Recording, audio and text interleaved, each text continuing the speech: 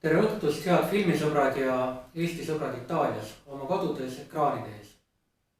Tervitan Eesti saatkonna nimel meie uuest saatkonna hoonest Roomas Itaalia-Eesti seltsi, Tangolot Ameeli seltsi ja Slow Sabina filmifestivali korraldajaid.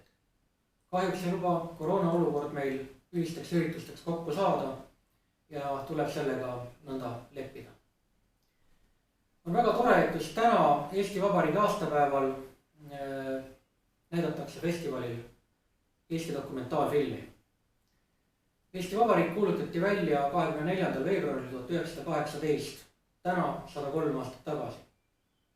Ja käesoleval aastal saame ühtlasi tähistada 100 aasta möödumist diplomaatiliste suhete sõlmimisest Eesti ja Itaalia vahel. Eesti filmikunsti ajalugu ulatub aga veelgi varasemasse aega. Esimesed dokumentaalkaadrid võeti eestlaste poolt üles aastal 1912 ja esimene Eesti mängufilm pealkirjaga Karujaht Pärnumaal valmis 1914. aastal.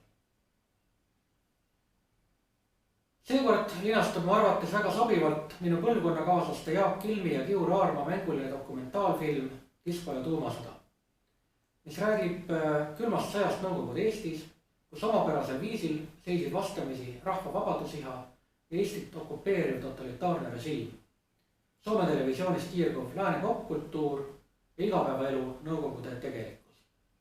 Filmis on kangelaslikkust ja kavalust, eksootikat ja erootikat.